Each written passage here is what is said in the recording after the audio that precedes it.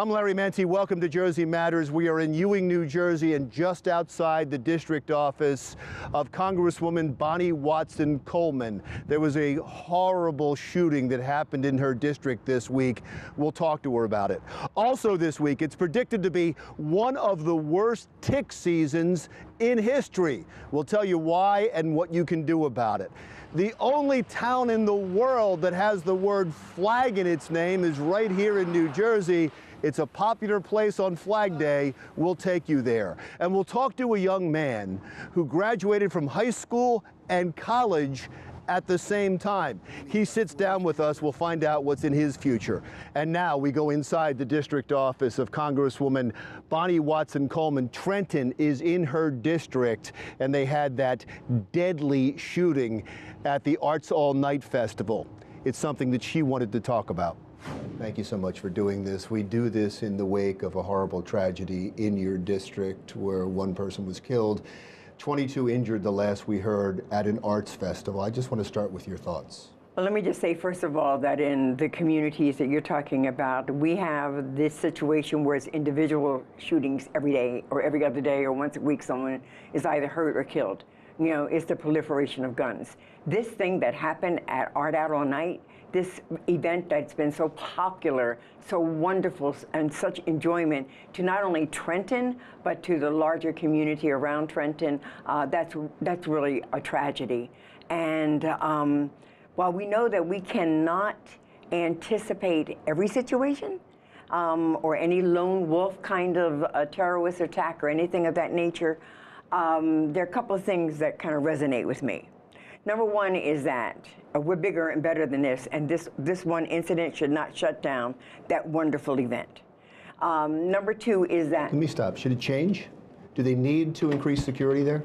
Well, my understanding is that there was a lot of security there. What I'm thinking is a little bit different than just more security present, because my understanding is that people felt safe because there was a lot of security there, a lot of plainclothesmen, a lot of in uniform, as well as some other security. I think that there's an opportunity for a couple of things, though. Well, number one is that at the end of the day, it's about guns. It's about guns that are in the hands of the wrong people. And in many instances, it's the wrong guns in the hands of anybody. So the proliferation of guns is really an issue. Now, New Jersey's got some of the strongest gun safety legislation in the nation. And so it may not just be about New Jersey. It could be about the guns that get trafficked in from Pennsylvania, North Carolina, and other places that don't have the kind of stringent accountabilities that New Jersey has. So to me, it harkens to the fact this is a national issue. This is not a local issue just simply. This is not just a state issue.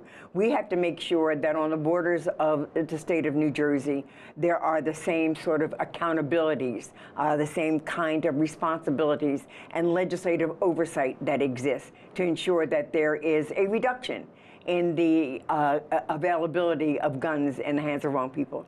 You're right. New Jersey has some of the toughest gun control in the country, and it just got tougher with without several an bills. opportunity to get implemented yet. Yeah, exactly. But it will. It sounds like it's not going to have a problem getting through. So it sounds like it will get tougher.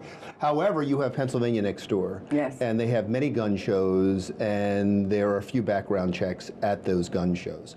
So when you're talking about making there a national legislation, I would assume that the universal background checks is part of the gun legislation that you want, and I know you've already sponsored some common sense gun legislation. Yeah. Could you explain that? Yeah, one piece that I think could be very helpful is the Gun Licensing Act, which means that you can't purchase a gun without getting a license. You can't purchase a gun without going through a gun safety training course. You must register and you must submit yourself to a very comprehensive background check that even includes fingerprinting, and also you have to re-up or re-register every 5 years.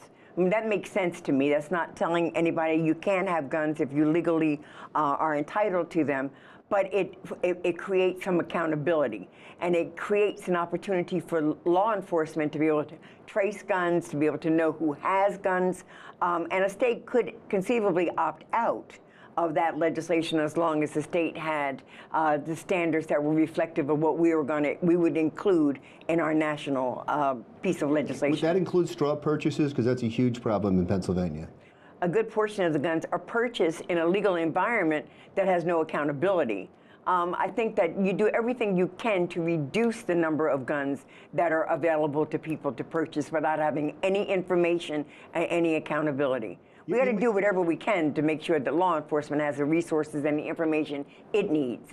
You made national news recently by standing up during a moment of silence during the victims in Santa Fe, Texas, and saying that we've been silent for too long.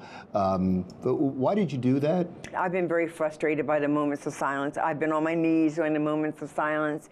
You know, I've begged for legislation to be considered, and it was just like, Jesus, what more?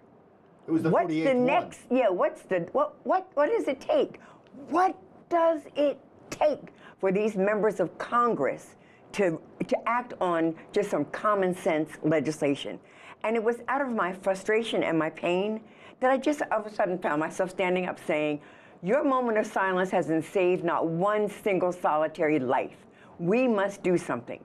Now, over a year ago, one of our leaders in Congress on the Republican side was very seriously wounded simply practicing baseball to play the Democrat-Republican baseball game. That happened the other day, and Democrats beat the pants out of Republicans, just going to say. But it happened to him, and he still hasn't changed his position. And so I don't know what it takes. I don't want any one of them to have a child or a family member that is the wrong place at the wrong time, like some people were the other night, and some people were obviously in the schools that have had these shootings or at the Pulse nightclub. I don't know what it takes, but we have got to unyoke this Republican-controlled Congress out of the holding of the NRA so that we can make our constituents safer. And it's as simple as that. Stop doing moments of silence, damn it. Pass some of this legislation that there is bipartisan support for. So here's the deal. Paul Ryan has to have the guts to put a piece of legislation up. I know he's not coming back, but he's still raising money, and he's probably raising money through the NRA for Republicans in the legislature. That's not, getting reelected is not as important as saving lives. We have a responsibility, and we're not upholding that responsibility.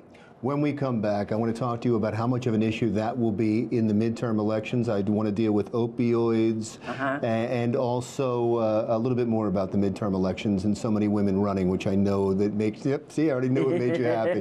When we continue our conversation with Bonnie Watson Coleman, when Jersey Matters comes right back.